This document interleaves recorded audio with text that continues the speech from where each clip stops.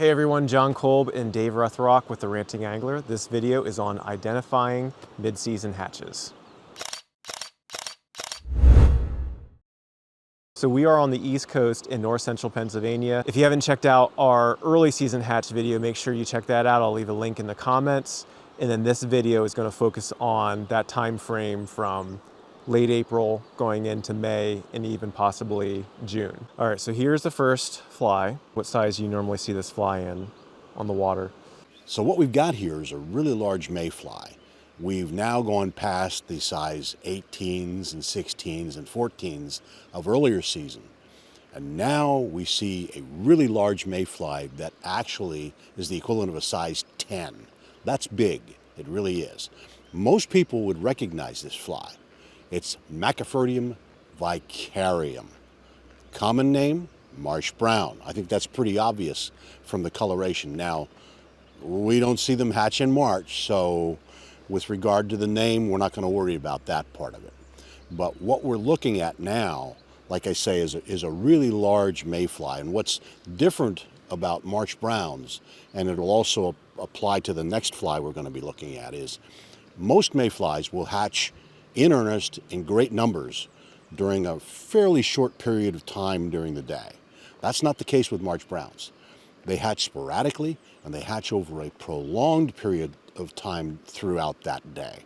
So that sets them apart from most as well with regard to how many bugs we might see on the water at any given time. What's really good about this is the fact that because they're so large, trout are on the lookout for them.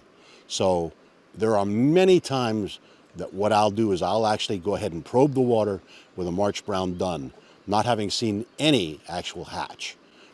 Why? Because these trout are looking up. They're looking for these critters on the water. And as far as your patterns to represent this fly, what's your go-to fly presentation or fly pattern? For my imitations, I like two particular styles of dry flies.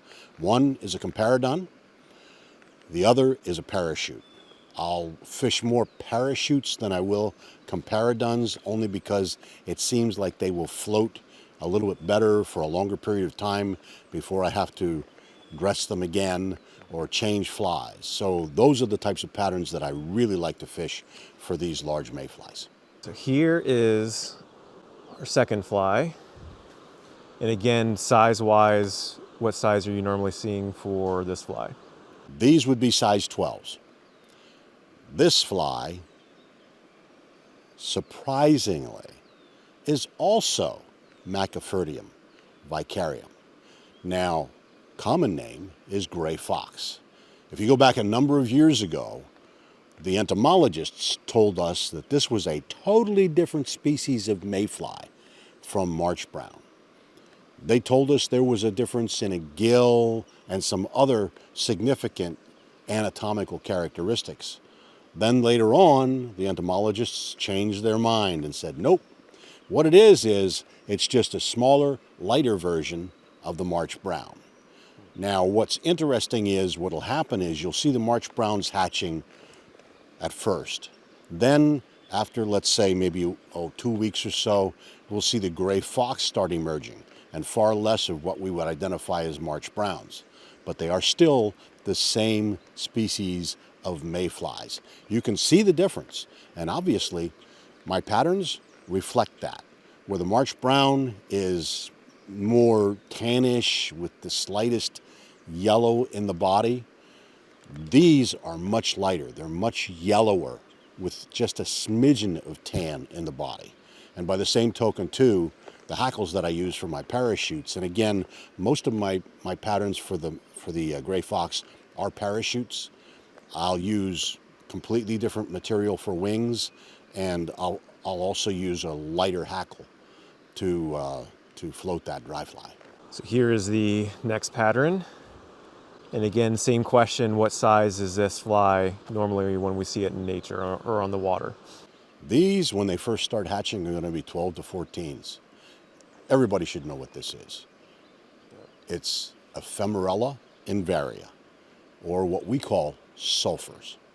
Now, What's interesting too about this is you'll see a real variation in color from stream to stream. Some of them will be far more yellow, other ones will be yellowish buff colored. So I have a tendency to carry a couple of different colors in my patterns. Now, when you look at this, obviously it's got that gray wing. And typically that's how people will identify sulphurs. The yellowish colored body and the gray wing. Now, I will tell you too that I believe this is the most pursued hatch that we see in Pennsylvania. Can last well over a month. In fact, they could go into that 6-week time frame.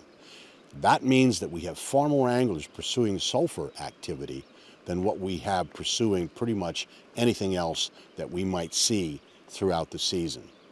Now, what we're seeing too is when we get toward the end of the hatch, you'll see that these flies have a tendency to be a little bit smaller. So I will carry my patterns in size 14 and 16 for this earlier season sulphur. My flies will typically be comparadun style. However, you'll notice that the wing is not going to be deer hair. I really like using the dun-colored parapost. It floats like a cork. It's treated with watershed. So buoyancy is definitely inherent in that material.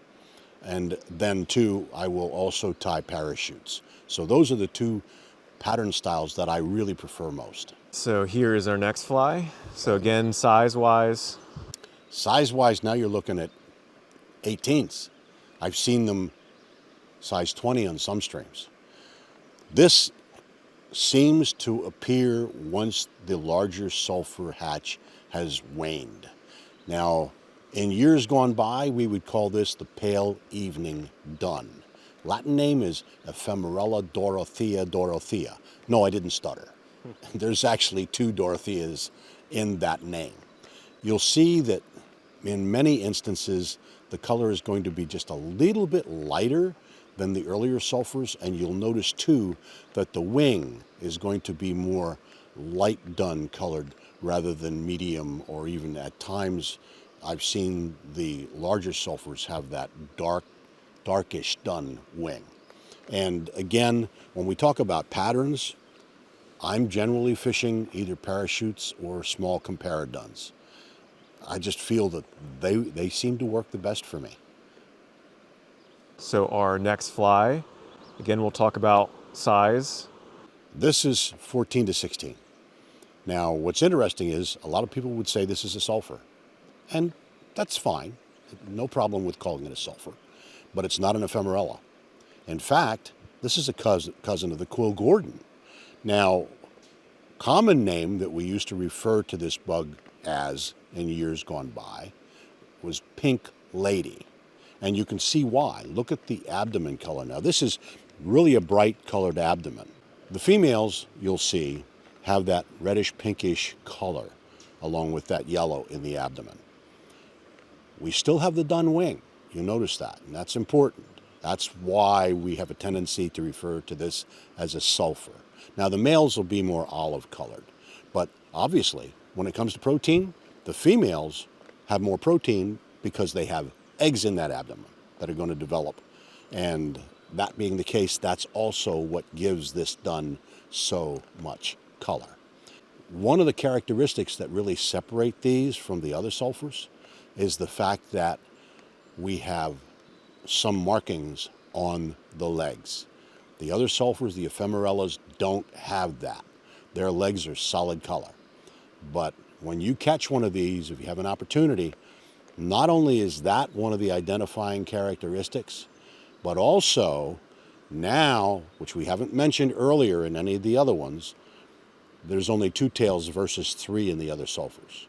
And you know, one of the things you're going to notice too, if we go back to the Marsh Browns and the gray foxes, they also have only 2 tails in the adult form. So pattern-wise, how different is this pattern from your sulphur pattern? Body color, that's the extent of it. It's just a matter of body color. When you look at the time of hatches, and that's really one thing we didn't talk about, did we? No. But yet it's important. It's not uncommon now to see Marsh Browns show up somewhere around April 27th. That's usually when I start targeting them. A lot of that depends on water conditions and weather.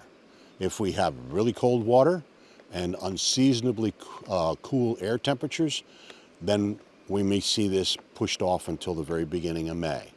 By the same token, and this year was one of those years, we've had unseasonably warm weather with low water conditions, and what we've seen is these March browns show up before that April 27th target date.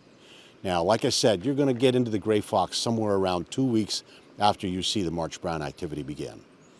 With regard to the sulphurs, that can really vary. I've seen them as early as April 27th. However, I typically start looking for them in earnest in early May. And then too, as I'd mentioned earlier, this is a fairly long hatch. So what happens is about the time they're waning, that's when I start looking for the small sulphurs. Now, in between there, interspersed with all of these sulphurs, is that Epeorus vitreus. And again, easily identified, 2 tails versus 3. Also the markings on the legs. So those are some of the characteristics that you can look at to be able to know what you're seeing and perhaps even help you then choose the imitation that you want to use to try to catch some fish. Which leads us into the next phase is late season, and there may be a video coming shortly on the late season hatches. Yeah, we're looking at that. John and I are talking about that. Really, actually, we spent a little bit of time conversing about that earlier today. I think it's going to be a good video. There's some of the hatches that you people may think, well, wait a minute, they haven't been mentioned yet. Well, we'll talk about them later on. So make sure you are subscribed for more content from the Ranting Angler. Thanks everyone for watching, and tight lines.